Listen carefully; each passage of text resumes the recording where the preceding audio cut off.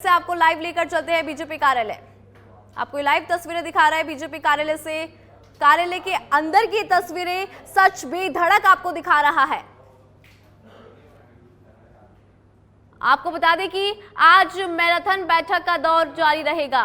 8 घंटे ये मैराथन की बैठक होगी। जेपी नड्डा जयपुर में है, बीजेपी कार्यालय में वो मौजूद हैं। आपको सच बेधड़क एक्सक्लूसिव तस्वीरें दिखा रहा है।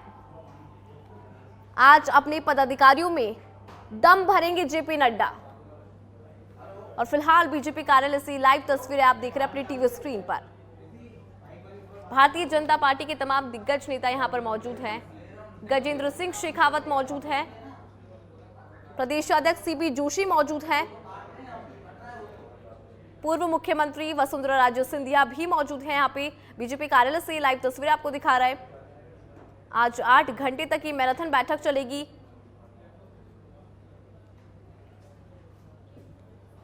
सच बेधड़क बीजेपी कार्यालय से एक्सक्लूसिव तस्वीरें आपको दिखा रहा है।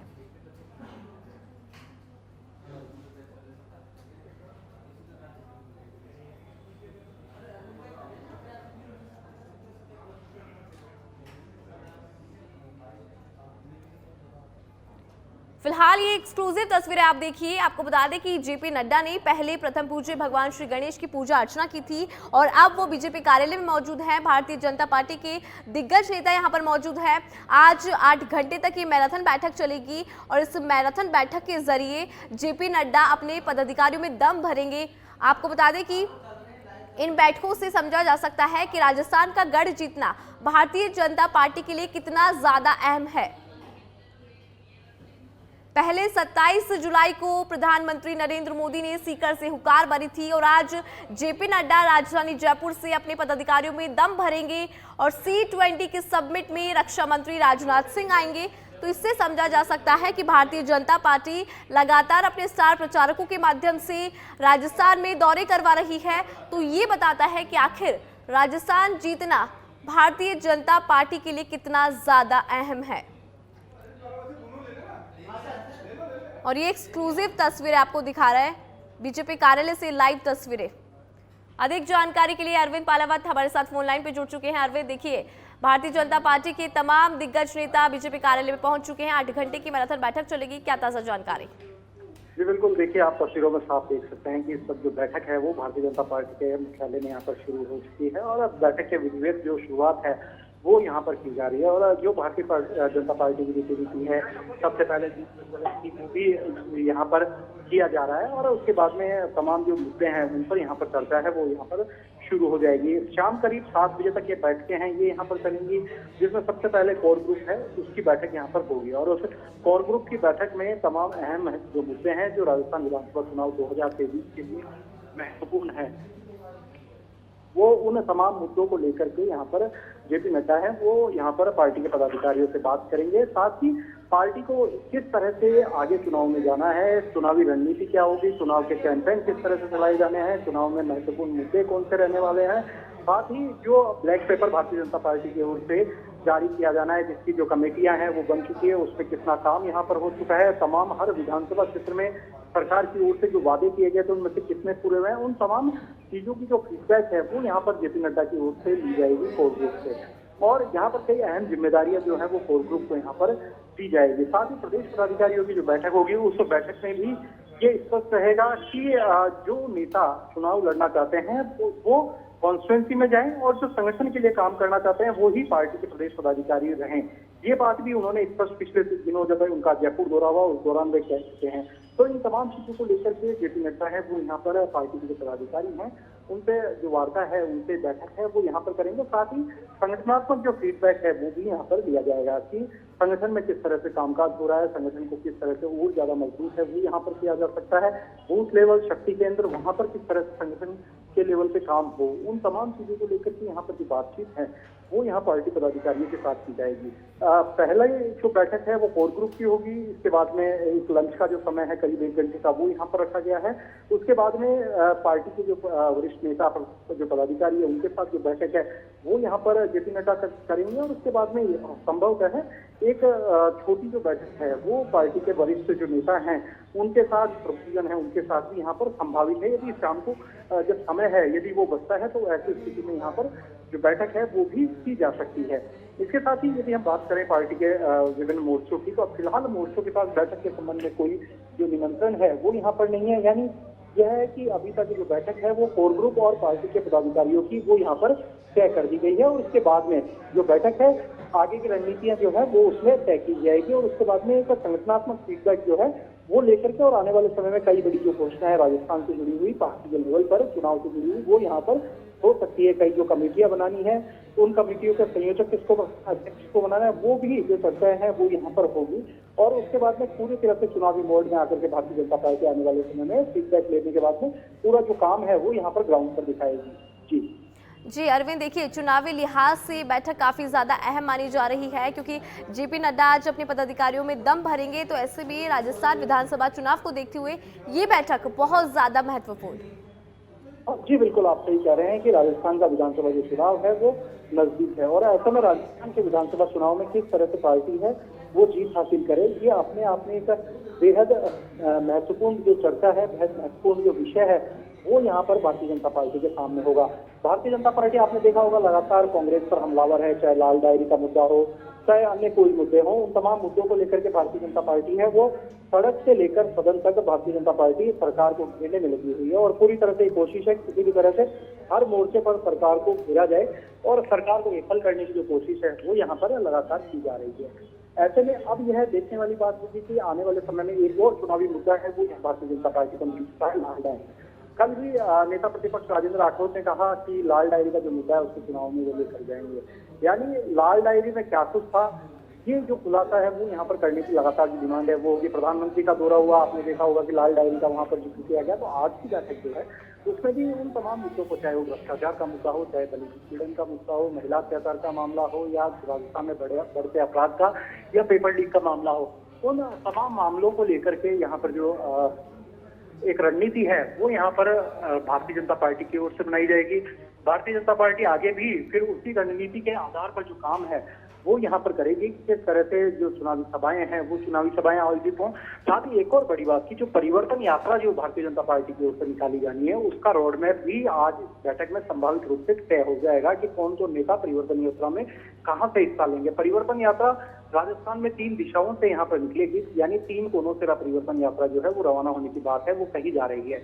ऐसे में उन 3 कोनों में किस तरह से भारतीय जनता पार्टी को आगे काम करना है और कौन कौन नेता परिवर्तन यात्रा में साथ रहेंगे, ये भी जो चर्चा है ये यहाँ पर इस बैठक में की जाएगी। तो कई महत्वपूर्ण जो चर्चाएं हैं वो आज की इस बैठक में निकल करके आने वाली है, क्योंकि परिवर्तन यात्रा, आपने देखा होगा विजय संकल्प यात्रा निकाली गई थी जब पिछले चुनावों के दौरान, जब वसुंधरा राजे मुख्यमंत्री थी उस दौरान विजय संकल्प यात्रा निकाली गई, स्वराज संकल्प यात्रा जो है भारतीय जनता पार्टी निकाल चुकी है, और अब परिवर्तन यात्रा यानी भारतीय जनता पार्टी को फिर से सत्ता में लाना है और कांग्रेस को हटाना है। ये परिवर्तन की जो यात्रा है वो राजस्थान में होगी, और राजस्थान में इसकी शुरुआत है वो जल्द ही होने वाली है। हालांकि ये जो यात्रा है ये इस महीने शुरू हो जानी थी, लेकिन इस महीने एक नया जो कैंपेन है वो भारतीय जनता पार्टी की ओर से लाया गया, तो उस कैंपेन के कारण ये जो यात्रा है वो यहाँ पर शुरू नहीं हो सकी। और ऐसे में क्योंकि अब राजस्थान में जो चुनाव है वो काफी नजदीक है, आचार संहिता है वो अक्टूबर के महीने में लग सकती है संभावित रूप से। ऐसे में अब अगस्त और सितंबर यानी कुल 2 माह का समय मिलेगा, और उन 2 माह के समय में किस तरह से परिवर्तन यात्राओं को जन जन तक पहुंचाया जाए, जन जन तक में मुद्दे पहुंचाए जिनको लेकर भारतीय जनता पार्टी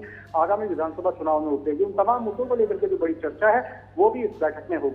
जी अरविंद, देखिए जेपी नड्डा के जयपुर पहुंचने से पहले भारतीय जनता पार्टी ने राष्ट्रीय पदाधिकारियों की सूची जारी की थी, जिसमें वसुंधरा राजे सिंधिया को राष्ट्रीय उपाध्यक्ष बनाया गया है। जहां एक तरफ बात होती थी कि वसुंधरा राजे सिंधिया को दरकिनार किया जा रहा है, ऐसे में आज उनको राष्ट्रीय उपाध्यक्ष बनाया गया और बड़ी जिम्मेदारी दी गई है। जी बिल्कुल, आप सही कह रहे हैं कि आपसे कुछ देर पहले जब जेपी नड्डा दिल्ली से रवाना हुए उसके ठीक पहले एक जो सूची है वो राष्ट्रीय पदाधिकारियों की यहाँ पर जारी हुई, जिसमें एक बार फिर से वसुंधरा राजे को उपाध्यक्ष है वो बरकरार रखा गया है। यानी पूर्व में भी वसुंधरा राजे राष्ट्रीय उपाध्यक्ष थी, अब फिर से राष्ट्रीय उपाध्यक्ष हैं। इसके साथ ही सुनील बंसल जो राजस्थान से हैं उनको यहाँ पर पार्टी के राष्ट्रीय महामंत्री बनाया गया है। साथ ही यदि हम बात करें अलका गुर्जर की, तो उनको राष्ट्रीय सचिव है वो पार्टी में बनाया गया है। देखिए ये जो तीनों नियुक्ति हैं ये जिनको वापस से यहाँ पर अलका गुर्जर हो चाहे सुनील बंसल हो वसुंधरा राजे हो, इनको राष्ट्रीय कार्यकारिणी में यहाँ पर रखा गया है। देखिए, ये जो राष्ट्रीय कार्यकारिणी है, इसमें कोई बड़ा आमूल परिवर्तन है वो यहाँ पर नहीं किया गया। सबसे पहली बात देखने वाली होगी, क्योंकि राजस्थान समेत कई जो प्रदेश हैं वहां पर आने वाले समय में चुनाव है, तो ऐसे में चुनाव के लिहाज से कोई बड़ा जो परिवर्तन है राष्ट्रीय कार्यकारिणी में नहीं हुआ है। लेकिन राष्ट्रीय कार्यकारिणी इस तरह से यहाँ पर गठित की गई है कि पुराने नेतृत्व के साथ ही नए नेतृत्व को भी यहाँ पर जगह मिले, और जब पुराना नेतृत्व किसी और उसे कोई पार्टी संगठन की ओर से या सत्ता में जब आने पर कोई और जिम्मेदारी दी जाएगी, तो ऐसे में जो नवीन नेतृत्व है वो किस तरह से आगे जाए, इन तमाम चीजों को लेकर के इस कार्यकारिणी का गठन किया गया है। वसुंधरा राजे को यहाँ पर पार्टी में उपाध्यक्ष बरकरार रखा गया है। अपने आप में बड़ी बात है, क्योंकि देखा जाए पिछली बार कई दफा ऐसा देखा गया जब वसुंधरा राजे को ये बात सामने आ रही थी कि उनको कहीं ना कहीं पार्टी से नेगलेक्ट है वो यहाँ पर किया जा रहा था। तो एक बड़ा मैसेज देने की कोशिश यहाँ पर की गई है कि पार्टी में उनका जो स्थान है वो राष्ट्रीय स्थान, मतलब सेंट्रल लेवल पे भी हम बात करें तो उसके अंदर भी उनका स्थान है। तो राजस्थान में जाहिर सी बात है कि वो एक वरिष्ठ स्थान है, वो यहाँ पार्टी में हमेशा उनका रहा है और रहेगा। साथ ही अलका गुर्जर को यहाँ पर बनाया गया, क्योंकि देखिए सचिन पायलट जो है वो गुर्जरों में एक बड़ा जो वोट बैंक है, या ये कहा जाता है गुर्जर प्रभाव वाली जो सीटें हैं उसमें सचिन पायलट का एक बड़ा जो प्रभाव है वो देखा जा सकता है। तो ऐसे में अलका गुर्जर को यहाँ पर राष्ट्रीय सचिव है वो यहाँ पर बनाया गया है। और अब से कुछ देर पहले राष्ट्रीय सचिव अलका गुर्जर जब यहाँ भारतीय जनता पार्टी मुख्यालय पहुंचे तो हमने उनसे बात की। उन्होंने कहा कि पार्टी ने जो भी जिम्मेदारी दी है उन तमाम जिम्मेदारियों को वह पूरी तरह से पूरा करने की कोशिश करेंगे। साथ ही अलका गुर्जर के यहाँ पर राष्ट्रीय सचिव बनाने से जो गुर्जर वोट बैंक से प्रभावित जो सीटें हैं उन सीटों पर काम करना उनका मुख्य फोकस आने वाले विधानसभा चुनाव में रहेगा। सुनील बंसल लगातार संगठन के लिए काम कर रहे हैं। तो ऐसे में जो तीनों बड़े जो नेता हैं उनको यहाँ पर फिर से पार्टी के संगठन के अंदर जिस तरीके से जगह दी गई है, तो एक भारतीय जनता पार्टी के जो कार्यकर्ता हैं, साथ ही तीनों बड़े नेताओं के जो कार्यकर्ता हैं उनमें भी खुशी की लहर है वो यहाँ पर देखने को मिल रही है। जब वसुंधरा राजे भारतीय जनता पार्टी मुख्यालय पहुंचे तो आपने देखा किस तरह से जो उनके समर्थक थे, हालांकि काफी कम समर्थक आज यहाँ पर पहुंचे थे। ये जो बैठक है काफी लिमिटेड बैठक रखी गई है। हर किसी जो कार्यकर्ता को एंट्री है वो यहाँ पर नहीं दी गई। कुछ सिलेक्टेड जो कार्यकर्ता हैं वो ही पार्टी की इस बैठक में शामिल होंगे और पार्टी कार्यालय में प्रवेश कर पाएंगे। तो ऐसा में कुछ जो कार्यकर्ता थे वो यहाँ पर पहुंचे और उन्होंने वसुंधरा राजे जिंदाबाद की जो नारे हैं वो यहाँ पर लगाए। वसुंधरा राजे को देख करके एक जोश जो है वो सभी कार्यकर्ताओं में यहाँ पर देखने को मिला। जी अरविंद, देखिए जिस तरह से 27 जुलाई को प्रधानमंत्री नरेंद्र मोदी ने सीकर से हुकार भरी थी और आज जेपी नड्डा राजधानी जयपुर पहुंचे हैं और C20 के समिट में रक्षा मंत्री राजनाथ सिंह आएंगे, तो ऐसे में इनको समझना बेहद ही जरूरी है और ये बताता है कि राजस्थान का गढ़ जीतना भारतीय जनता पार्टी के लिए कितना ज्यादा अहम है। जी बिल्कुल, आप सही कह रहे हैं कि प्रधानमंत्री नरेंद्र मोदी के लगातार राजस्थान में दौरे हो रहे हैं और इससे एक राजस्थान में पॉजिटिव जो मैसेज है वो देने की कोशिश की जा रही है। साथ ही जो G20 हो रहा है उसके तहत अलग अलग जो बैठकें हो रही है उससे एक वर्ल्ड वाइड मैसेज देने की कोशिश भारतीय जनता पार्टी यहाँ पर कर रही है। आप देखिए G20 के तहत कई बड़ी बैठकें हुई, चाहे W20 की बात करें, चाहे एनवायरमेंट 20 की बात करें, और ऐसी कई बड़ी बैठक। और आज से सिविल 20 की जो बैठक है वो यहाँ जयपुर में शुरू हो जाएगी और उस बैठक में 500 से बड़े जो लीडर्स हैं वो यहाँ पर आएंगे, जिसके अंदर रक्षा मंत्री राजनाथ सिंह है वो भी आएंगे और रक्षा मंत्री राजनाथ सिंह है वो यहाँ पर जयपुर में पहुंच भी चुके हैं और इस वक्त भारतीय जनता पार्टी के मुख्यालय में है और यहाँ से वे जाएंगे भारतीय जनता पार्टी के बैठक के बाद में वे जो होटल क्लास आमिर है जहाँ पर की C20 की बैठक होगी, उस बैठक का उद्घाटन तो फिर शाम को होगा, उसको संबोधित करेंगे। एक ग्लोबल और वर्ल्ड वाइड मैसेज की यदि हम बात करते हैं तो आप देखिए कश्मीर जिसको आतंक की निगाहों से देखा जाता था, ये माना जाता था कश्मीर जो है वो सेफ नहीं है, तो उस जगह पर जाकर, क्योंकि कश्मीर जो है एक ऐसी वादियों की जगह है जहाँ पर जाकर के एनवायरमेंटल जो समिट है वो G20 के तहत भारतीय जनता पार्टी जो केंद्र सरकार है उन्होंने यहाँ पर की देश ही नहीं बल्कि अन्य कई देशों के जो प्रतिनिधि है वो वहां पर पहुंचे और एक बहुत ही शांतिपूर्ण तरीके से और एक ऐसी खूबसूरत जगह पर जाकर के जो तमाम जो समिट है उसको वहां पर संपन्न कराया गया। तो उससे एक मैसेज गया कि कश्मीर जो है वो भारत का अभिन्न अंग है।